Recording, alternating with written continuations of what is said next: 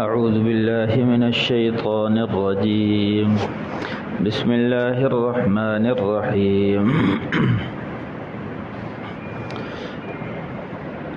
وللمطلقات متاع بالمعروف حقا علی المتقین كذلك يبين الله لكم آياته لعلكم تعقلون ألم تر إلى الذين خرجوا من ديارهم وهم ألوف حذر الموت فقال لهم الله موتوا ثم أحياهم إن الله لذو فضل على الناس ولكن أكثر الناس لا يشكرون وقاتلوا في سبيل الله واعلموا أن الله سميع عليم صدق اللہ العظیم۔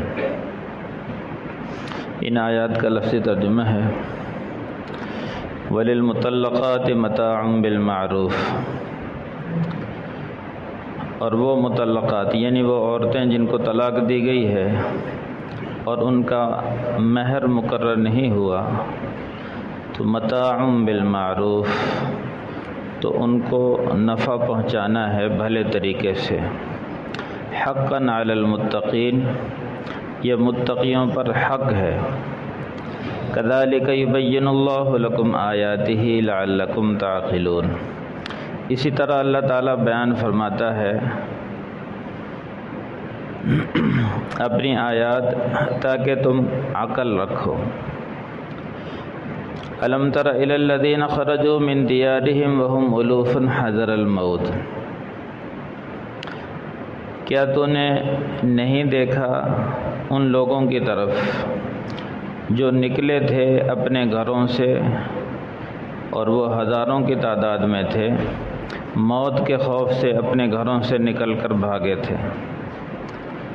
فقال لهم اللہ موتوا، تو جہاں وہ موت کے خوف سے ڈر کر بھاگے تھے کہ بھئی یہاں ہم بچ جائیں گے موت سے، تو وہیں اللہ تعالیٰ نے فرما دیا ان سے تم موتو، تم مر جاؤ، تو تمام لوگ مر گئے، 10,000 کی تعداد میں تھے، ان پر موت طاری ہو گئی۔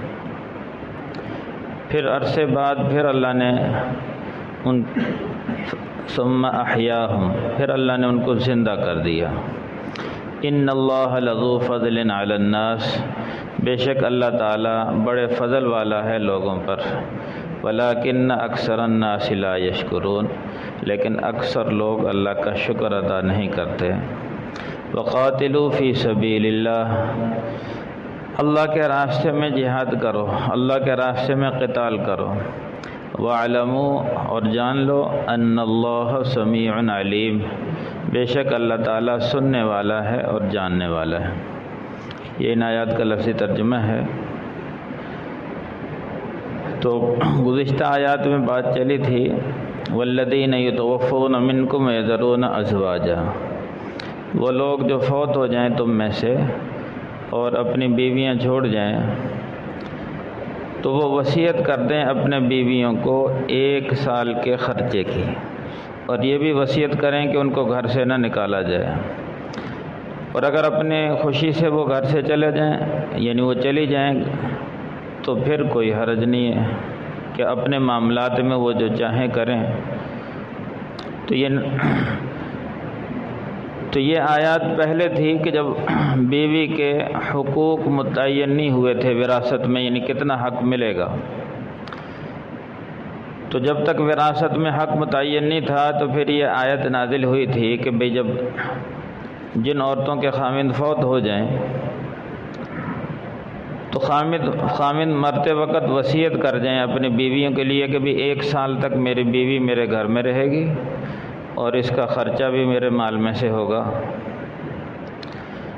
اور اگر سال سے پہلے وہ جانا چاہے تو ان کو روک ٹوک نہیں ہوگی، عدت گزارنے کے بعد اگر وہ کوئی کہیں نکاح کرنا چاہے تو وہ کر سکتی۔ لیکن بعد میں یہ آیت منسوخ ہو گئی، دوسری آیت نازل ہو گئی کہ عورتوں کے وراثت میں حصہ متعین ہو گیا کہ جن کے خامند فوت ہو جائیں اور بیویاں انہوں نے چھوڑی ہیں، تو اگر اس کی اولاد ہے تو پھر تو 8واں حصہ ملے گا، یعنی کل مال کا 8واں حصہ بیوی کو ملے گا۔ اگر اولاد نہیں ہے، خاوند فوت ہو گیا، تو کل مال کا 1/4 حصہ بیوی کو ملے گا۔ اس کی تفصیل آگے 4 پارے میں آ رہی ہے۔ پھر یہ آیت وصیت کرنا منسوخ ہو گیا، یعنی ورثاء کو وصیت کرنا۔ ہاں، اپنے تہائی مال میں جو مرنے والا ہے وہ وصیت کر سکتا ہے، لیکن ورثاء کو نہیں کر سکتا۔ ورثاء کے حصے متعین ہو گئے، جو مال چھوڑے گا اس میں وراثت تقسیم ہوگی۔ لیکن اب عام طور سے، جیسے میں نے پہلے بھی کئی دفعہ عرض کیا ہے، کہ وراثت کے معاملات میں بہت زیادہ کوتاہی ہو رہی ہے۔ بھی جب فوت ہو جاتا فوراً وراثت تقسیم نہیں کرتے، حالانکہ فوری طور پر علماء کرام، مفتیان کرام کے پاس جایا جائے، بھی یہ فوت ہوا ہے، اس نے اتنا ترکہ چھوڑا ہے، اس میں تو اس کی تقسیم کیسے، فوری تقسیم کی جائے تو کوئی جھگڑے نہ ہوں۔ عام طور سے جن کا قبضہ ہوتا ہے وہ فوراً تقسیم نہیں کرتے۔ پھر کیا ہوتا ہے، کہیں بہنوں کا حصہ مارا جاتا ہے، کہیں بھائیوں کا، کہیں بیویوں کا، حالانکہ شریعت نے قرآن پاک میں سب کے حصے متعین کر دیے۔ بے والدین کو اتنا ملے گا، اگر والد صاحب کو اتنا ملے گا، والدہ کو اتنا ہے، اور بیوی کا اتنا حصہ ہے، بیٹیوں کا اتنا حصہ ہے، بیٹوں کا اتنے، مکمل تفصیل موجود ہے۔ لیکن لوگ اس طرف جاتے ہی نہیں، بھی جہاں جس کا ہاتھ پڑتا وہ اس پر قبضہ کر لیتا۔ تو ایسا نہیں ہونا چاہیے تھا۔ آج تو ہم قبضہ کر لیں گے، لیکن کل قیامت کو اس کا حساب دینا ہوگا۔ ایسا نہ ہو کسی کا حق مار لیا تو ہماری ساری عبادات، ساری نیکیاں ان کے ہاں چلی جائیں جن کا حصہ مارا تھا۔ فرمایا کسی کی ایک بالشت زمین دبا لی، ایک بالشت زمین کا حصہ قبضہ کر لیا، جیسے بہنوں کا حصہ ہے یا کسی بھائی کا حصہ ہے، قیامت کے دن 7 زمینوں 7 آسمانوں کا طوق بنا کر اس شخص کے گلے میں ڈالا جائے گا کہ تجھے زمین کا زیادہ چسکا ہے نا، زمین چاہیے، اب یہ 7 زمینوں آسمانوں کا طوق ڈال لے۔ اب اس سے اٹھایا نہیں جائے گا تو زبردستی فرشتے اس کو ماریں گے اور اسے اٹھوائیں گے، تو یہ ایک سزا ہوگی۔ تو اس لیے اس چیز کا ہمیں خیال رکھنا چاہیے۔ اگلا مسئلہ ہے کہ جن عورتوں کو طلاق دی جائے تو ان کو مہر کا مسئلہ ہے۔ تو ایک جگہ مکمل تفصیل لکھی ہوئی تھی، تو وہ سمجھ لیں یہ 6 شکلیں ہیں کل۔ مثال کے طور پر خاوند فوت ہوا اور مہر مقرر نہیں ہو، نکاح تو ہو چکا تھا، مہر مقرر نہیں ہوا تھا، اور نہ ہی رخصتی ہوئی تھی، نہ مہر مقرر ہوا تھا۔ اصول تو یہ ہے کہ نکاح کے وقت ہی مہر متعین کیا جائے، لیکن سستی کی وجہ سے نکاح تو کر لیا، مہر نہیں متعین کیا، بھی بعد میں کر لیں گے، اور نہ ہی ابھی رخصتی ہوئی تھی۔ تو اسی دوران خاوند کا انتقال ہو گیا، تو کہتے ہیں اب بیوی کو ایک جوڑا یعنی انتقال نہیں ہوا بلکہ طلاق ہو گئی، نہ مہر مقرر ہوا تھا اور نہ ہی رخصتی ہوئی تھی، تو طلاق ہو گئی۔ تو اب بیوی کو ایک جوڑا دیا جائے گا۔ کتنی قیمت کا ہوگا؟ وہ پیچھے علی الموسع قدرہ وعلی المقتر قدرہ، اگر تنگ دست ہے تو اس کی حیثیت کے مطابق، اگر مالدار ہے تو اس کی حیثیت کے مطابق۔ جیسے عام حالات میں وہ 1000 یا 1500 کا جوڑا پہنا سکتا ہے آج کل کے اعتبار سے، غریب آدمی ہے تو یعنی سستا سے سستا 1000-1500 کا تو اتنا دے دے۔ اگر وہ مالدار ہے، 5000 کا سوٹ پہنتا ہے اور اپنی بیویوں کو بھی اتنا، تو پھر اسی حیثیت کے مطابق دے گا۔ ایک شکل تو یہ ہے۔ دوسری شکل یہ ہے کہ مہر مقرر ہوا تھا، رخصتی نہیں ہوئی تھی تو طلاق ہو گئی، یعنی نکاح کے وقت مہر مقرر ہوا، رخصتی نہیں ہوئی، طلاق ہو گئی۔ تو پھر آدھا مہر دینا ہوگا، یعنی جب طلاق ہوئی، رخصتی سے پہلے طلاق ہوگی، مہر مقرر تھا، اس فرض کرو 50,000 مہر متعین کیا تھا اور طلاق ہوگی، رخصتی نہیں ہوئی، تو آدھا مہر دینا ہوگا۔ خاوند اپنی بیوی کو آدھا مہر دے گا، 25,000۔ تیسری صورت یہ ہے مہر بھی مقرر ہوا تھا اور رخصتی بھی ہو گئی، اس کے بعد طلاق دی، تو اب پورا مہر دینا ہوگا۔ یعنی مہر مقرر ہوا تھا نکاح کے وقت، پھر رخصتی بھی ہو گئی، رخصتی کے فوراً بعد ہی طلاق ہو گئی، رخصتی ہو گئی تھی، صحبت ہو گئی، اس کے بعد طلاق دی ہے، تو اب یہاں عدت بھی ہے۔ ان پہلی دو شکلوں میں عدت نہیں ہے، یعنی عدت نہیں گزارے گی، کیوں کہ رخصتی نہیں ہوئی۔ عدت ہوتی ہے کہ بھئی رخصتی ہو جائے، پھر صحبت بھی ہو، تو پھر صرف یہ دیکھنے کے لیے عدت گزاری جاتی ہے کہ بھئی آیا حمل ہے یا نہیں ہے، تو 3 مہینے کے اندر واضح ہو جاتا ہے حمل ہو یا نہ ہو، لیکن جب رخصتی نہ ہوئی تو پھر عدت نہیں۔ اب تیسری جو شکل ہے کہ نکاح کے وقت مہر متعین ہوا تھا اور رخصتی بھی ہو گئی، صحبت بھی ہو گئی، اور اس کے فوراً بعد طلاق ہو گئی، تو اب پورا مہر بھی دینا ہوگا اور عدت بھی گزارنی ہوگی۔ تیسری شکل یہ تھی کہ مہر مقرر نہیں ہوا تھا لیکن رخصتی ہو گئی اور اس کے بعد طلاق ہوئی، مہر مقرر نہیں تھا۔ اب اس کو مہر مثلی، یعنی پورا مہر دینا ہوگا۔ مہر مثلی، مہر مثلی اسے کہتے ہیں کہ بھئی جو اس کے خاندان میں یعنی اس کی بہنوں کو جو مہر دیکھا جائے گا، بھئی اس کی بہنوں کی شادی دوسری جگہ ہوئی، ان کا کتنا مہر مقرر ہوا، تو وہاں مہر مقرر ہوا بھی 50-50 ہزار دوسری بہنوں کا مہر ہے، تو اس کو بھی اتنا ہی مہر دیا جائے گا اور پورا مہر دیا جائے گا، اور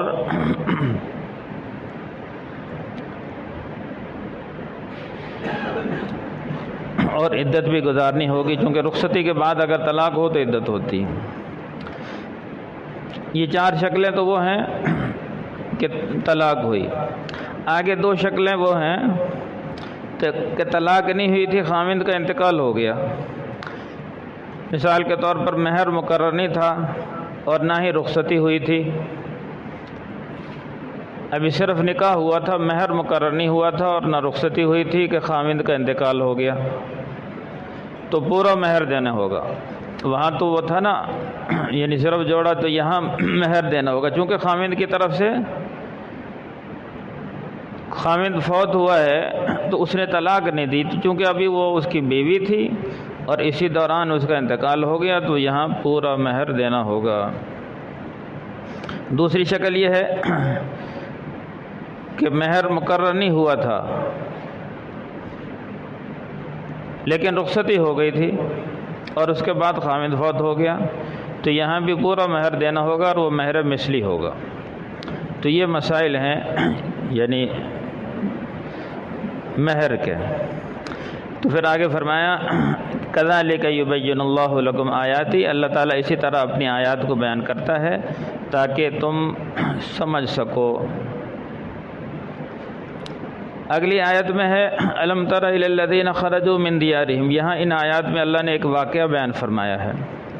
واقعہ یہ ہے کہ بنی اسرائیل میں کچھ لوگ ایک بستی میں آباد تھے جن کی تعداد ہزاروں میں تھی، یہاں لکھا ہوا ہزاروں، تو بعض مفسرین لکھا ہے کہ 10,000 کے قریب ان کی تعداد تھی۔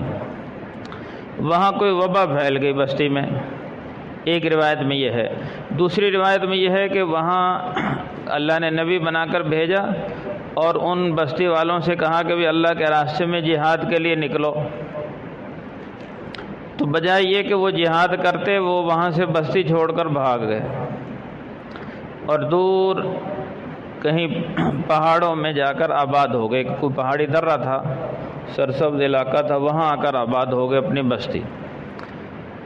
تو قرآن میں ہے کہ تو نے نہیں دیکھا ان لوگوں کو جو اپنے گھروں سے نکلے تھے موت کے خوف سے، اور وہ ہزاروں کی تعداد میں تھے، یعنی خوف ان کو وہاں سے اپنی بستی سے نکلنے کا موت کا خوف تھا، یا تو وہ طاعون کی بیماری پھیلی تھی اس وجہ سے نکلے کہ بھئی ہم بچ جائیں گے، اور یہ اس وجہ سے کہ ان کو جہاد کا حکم ہوا تھا بھی جہاد کرو اور اللہ تمہیں غلبہ دے گا، لیکن یہ اس خوف سے کہ بھی جہاد کریں گے تو موت آ جائے گی، تو موت کے خوف سے یہ بھاگ نکلے اور کہیں دور جا کر آباد ہو گئے۔